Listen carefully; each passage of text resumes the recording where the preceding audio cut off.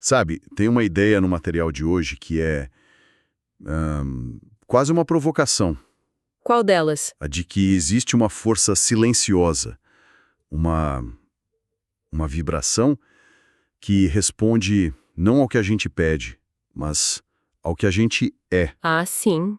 Que a nossa realidade não é moldada só pelo que a gente faz, mas por algo que vem antes, algo bem mais sutil, a frequência do nosso pensamento. Exatamente. E essa é a base da nossa conversa de hoje. As fontes que a gente analisou são, na verdade, transcrições que detalham os ensinamentos de Louise Hay. E a nossa missão aqui é ir além do superficial. Certo. A gente não vai só resumir. Vamos tentar entender a mecânica por trás do que se popularizou como lei da atração, sabe? Desde a teoria da vibração até os exercícios práticos que ela propõe para supostamente reprogramar a mente. Ok, vamos mergulhar nisso então. O primeiro conceito que a fonte traz é justamente esse que eu mencionei, a ideia de que o universo não responde ao que uma pessoa quer, mas ao que ela é, vibracionalmente. Isso. E uso uma analogia que eu achei interessante, a de sintonizar uma rádio. Se a sua mente está na frequência da escassez, você só vai captar o ruído do medo da dívida. Uhum. Agora, se você sintoniza na confiança, a música começa a tocar. É uma forma legal de colocar a coisa, mas não simplifica um pouco demais? A vida parece ter bem mais interferência que um rádio. É uma ótima pergunta. E sim, a analogia do rádio é uma simplificação, claro. Mas o ponto dela é ilustrar um conceito que a psicologia, na verdade, conhece bem. Que seria o viés de confirmação e também o sistema de ativação reticular do cérebro. Não é nada mágico. Pensa assim, quando você decide que quer comprar um carro vermelho, de repente você começa a ver carro vermelho em todo lugar. Exato. Eles sempre estiveram lá, mas o seu cérebro aprendeu a filtrar e a priorizar essa informação específica. A fonte sugere que o mesmo acontece com a tal da vibração. Ah, entendi. Se você está focado no que falta, o seu cérebro vai filtrar a realidade para te provar que você está certo. A sintonia, na verdade, é um comando de foco para o seu próprio cérebro. Entendi. Então a vibração é menos sobre uma energia mística, externa, e mais sobre a programação do nosso foco interno. Exatamente. Isso me leva a uma frase central de Louise Hay que a fonte destaca. Cada pensamento é uma afirmação. Eu confesso que, à primeira vista, isso soa um pouco pesado como... Quer dizer que um pensamento negativo que passa pela minha cabeça já está estragando tudo, já é um comando para o universo. Essa é a interpretação que gera ansiedade, né? Mas não é bem isso que a fonte propõe. A ideia não é ter medo dos próprios pensamentos. É entender que eles são tipo um ensaio da realidade. Um ensaio. É, um pensamento como eu nunca tenho dinheiro não é um desastre isolado. Mas se ele se torna um padrão, um pensamento crônico, aí ele vira uma crença. Certo. E essa crença sim funciona como um comando. Ela vai colorir suas decisões, sua postura numa entrevista de emprego, sua coragem para investir ou para pedir um aumento. A fonte chama isso de responsabilidade vibracional. Que é basicamente a responsabilidade sobre as histórias que a gente conta pra gente mesmo. Isso, repetidamente. Faz sentido. É menos sobre policiar cada pensamento e mais sobre auditar as grandes narrativas que a gente repete na nossa cabeça. E para isso a fonte sugere um exercício prático, quase um diagnóstico. Sim, e é um exercício brutalmente honesto. A proposta é pegar um papel e escrever sem filtro o que você realmente pensa e sente sobre dinheiro, amor, saúde e carreira. Tudo que vem à cabeça. Tudo. Depois, ler em voz alta. E aí vem a pergunta que a fonte propõe. Essa ideia me abre portas ou me aprisiona? Ou, de uma forma mais direta, isso me põe para cima ou me joga para baixo? E a reação emocional é o que conta. É o indicador. Não tem como mentir para o corpo. Você sente a contração ou a expansão na hora. É um primeiro passo para mapear o próprio campo minado mental. Ok, mapeamos os pensamentos. Mas e as palavras? As que saem da nossa boca? A fonte dá um peso enorme para elas, chamando de senhas vibracionais. É aqui que o conceito começa a aparecer um pouco com, pensamento mágico para mim. Entendo. A palavra difícil realmente tem o poder de bloquear alguma coisa. Vamos traduzir senha vibracional para um termo mais psicológico. É um gatilho de mindset. Um gatilho de mindset. Isso. Quando você diz isso é muito difícil, qual é o estado emocional e mental que essa frase aciona? Geralmente, é um de resignação, de peso, de barreira. Verdade. Seu cérebro interpreta isso como um sinal para parar de procurar soluções. Agora, se você troca por "isso é um desafio", a conotação muda completamente. Desafio implica que dá para superar. Exatamente, ativa áreas do cérebro ligadas à resolução de problemas.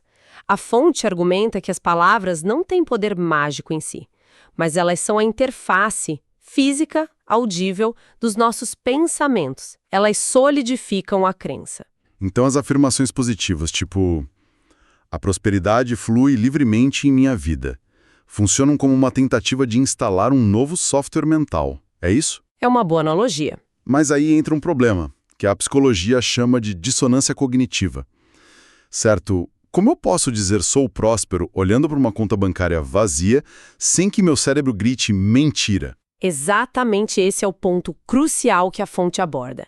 A repetição mecânica não funciona. Pode até piorar, né? Pode ser contraproducente, porque reforça essa sensação de que você está mentindo para si mesmo.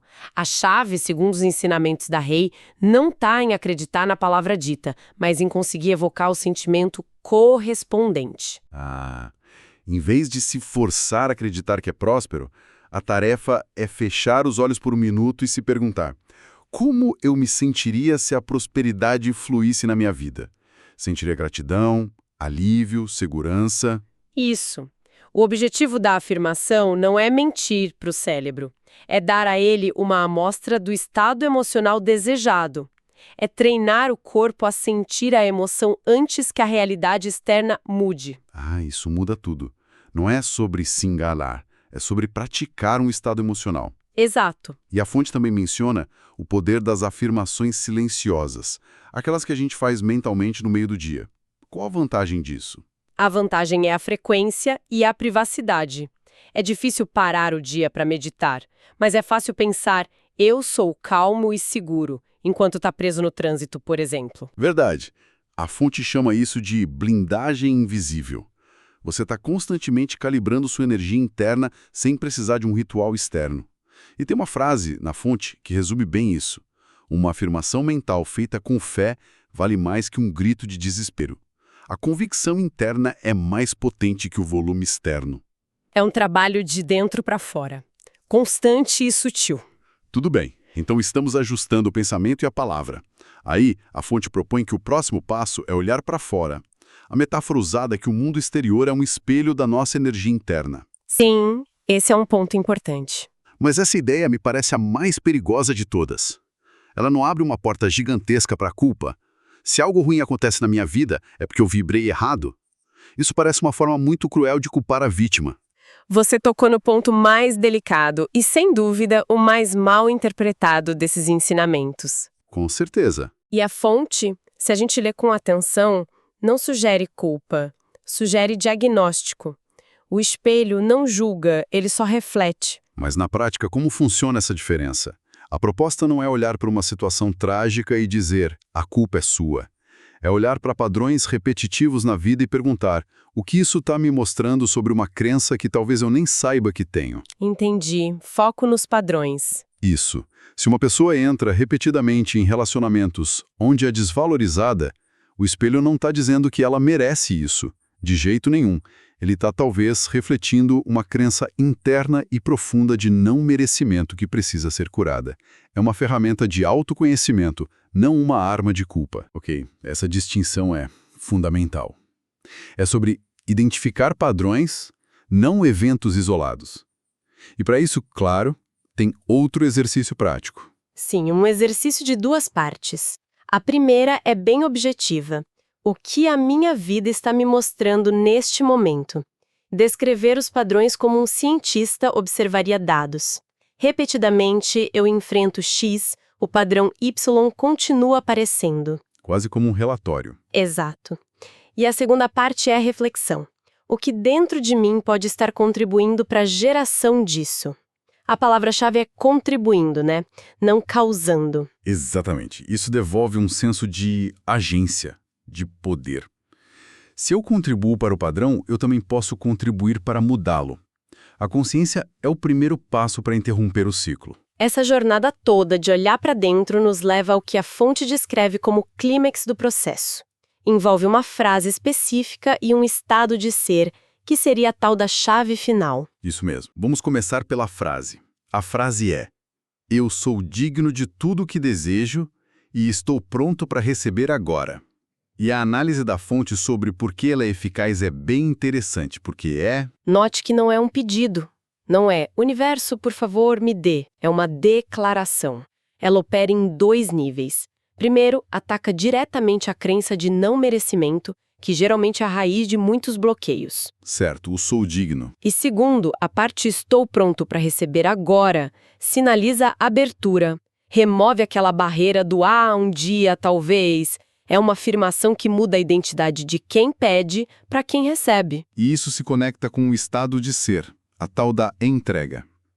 É outra palavra que pode ser muito mal interpretada, né? Como passividade, como sentar e esperar. Sem dúvida.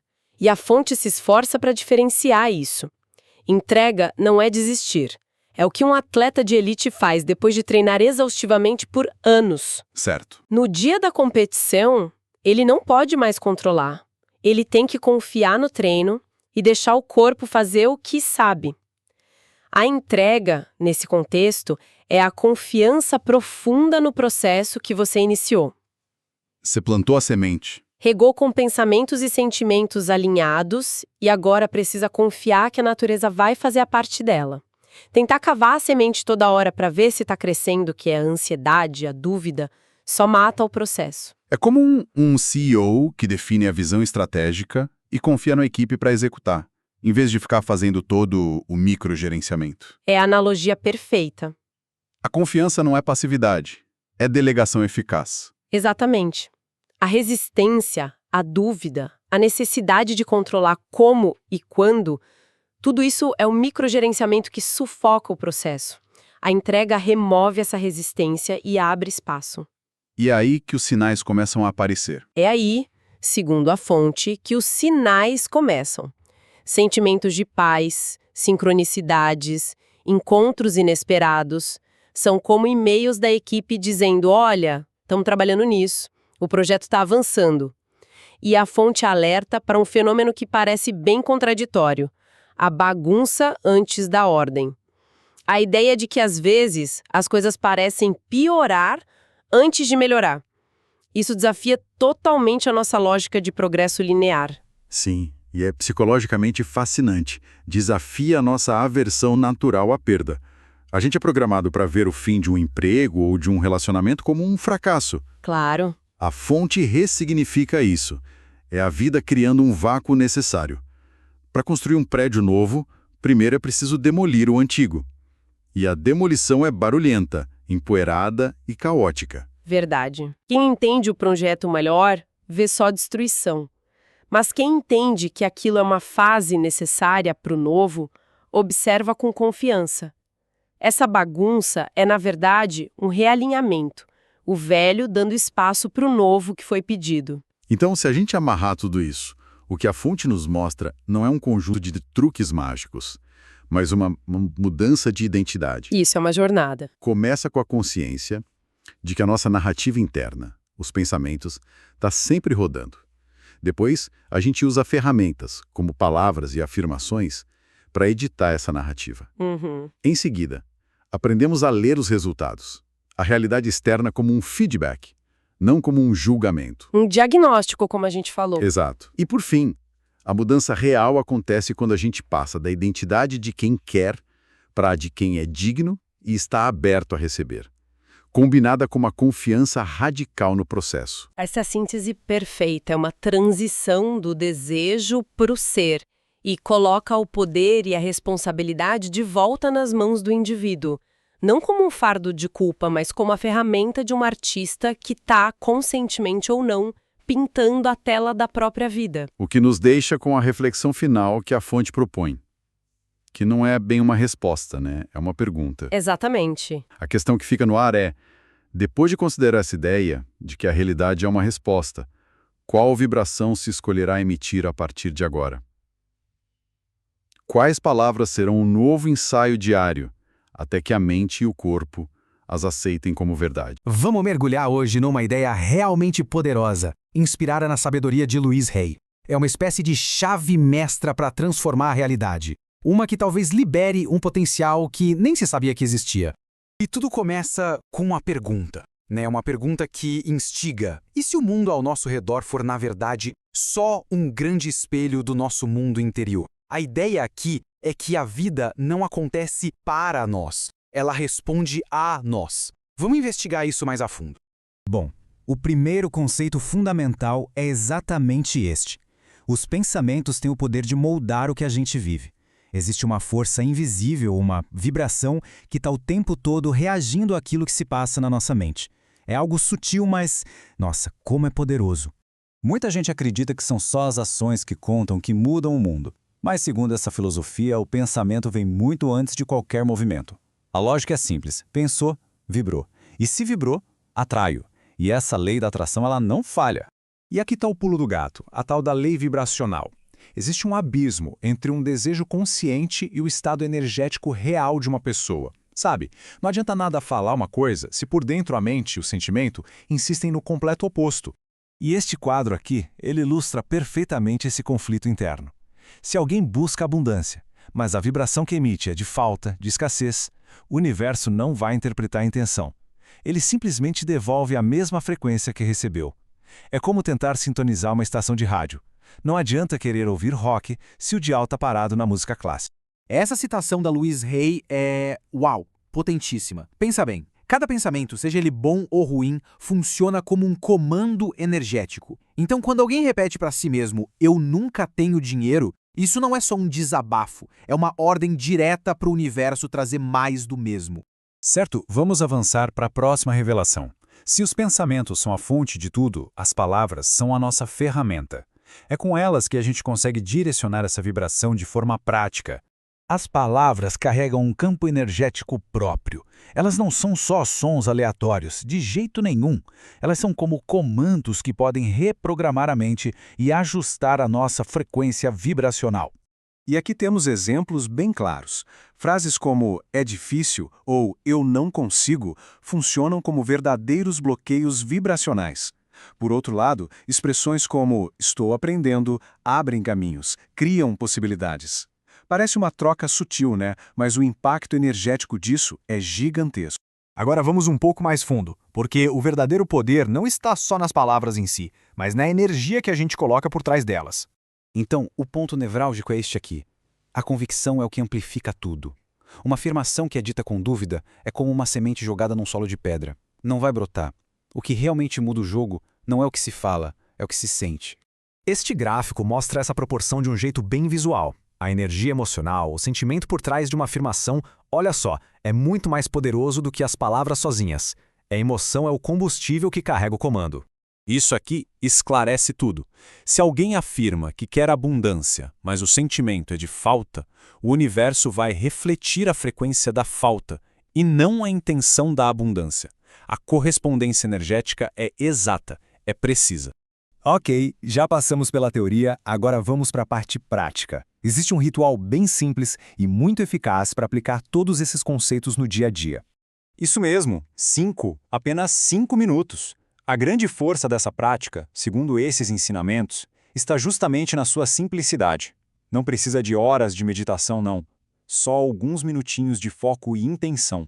E essa é a afirmação central de Louise Hay. Ela é um resumo da essência da abundância, da manifestação. Percebe que não é um pedido, é uma declaração de merecimento e de abertura para receber. E aqui estão os passos. A chave de tudo é a consistência.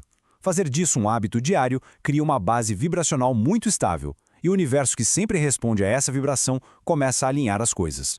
Agora chegamos ao conceito final, a peça que fecha esse quebra-cabeça da manifestação, a arte da entrega. A palavra entrega muitas vezes é mal compreendida, né? Mas não tem nada a ver com desistir, muito pelo contrário. É um ato de poder, um ato de fé. É aquela confiança de que, depois de ter feito a nossa parte, o universo vai saber como orquestrar o resto. E por que isso é tão importante? Porque a resistência, o medo, a necessidade de controlar o como e o quando, tudo isso pode acabar bloqueando o fluxo. Soltar, entregar, é o que cria o espaço necessário para que as coisas boas encontrem um caminho até nós. Essa última citação da Louise Hay resume perfeitamente a essência da entrega. É uma troca. Trocar a necessidade de controlar pela confiança. Trocar a força pelo fluxo. Então, para resumir, a grande lição desta análise é o empoderamento. A realidade que vivemos não é aleatória, não é um prêmio ou um castigo. Ela é um reflexo vibracional. E a chave para ajustar essa frequência está dentro de cada um de nós. E a gente termina com essa reflexão. Depois de entender tudo isso, a pergunta muda. Não é mais o que o mundo vai me dar, e sim que frequência eu escolho emitir a partir de agora. A escolha é sempre nossa. Olha, essa é uma análise rápida das ideias da Louise Hay para usar a lei da atração e manifestar seus desejos. A ideia central é que a realidade que você vive é um reflexo direto da sua vibração. Sabe, basicamente, o universo não responde ao que você pede, mas sim à energia que você está emitindo. Primeiro ponto, seus pensamentos são comandos de energia. É como se o universo fosse um espelho, devolvendo a vibração que você emana. Se você vive pensando em escassez ou dúvida, é isso que volta. A mudança começa quando você percebe isso e escolhe ativamente focar em pensamentos que te expandem. Segundo, as afirmações. Elas são a principal ferramenta para reprogramar sua vibração. Palavras carregam frequências, né? E quando você repete uma frase com intenção, com emoção, você consegue alterar suas crenças lá no fundo. O segredo não é só repetir feito um robô, mas sentir a verdade naquilo, como se já fosse real. E por último, o passo final é a entrega. Depois de alinhar sua intenção com as afirmações, é crucial soltar o controle e a ansiedade. Entregar não é desistir, tá? É confiar que o universo já está organizando tudo a seu favor, criando espaço para o seu desejo se materializar. Então, para resumir, se você quer transformar sua realidade externa, primeiro precisa cuidar da sua vibração interna, alinhando o que você pensa, fala e sente com aquilo que deseja receber.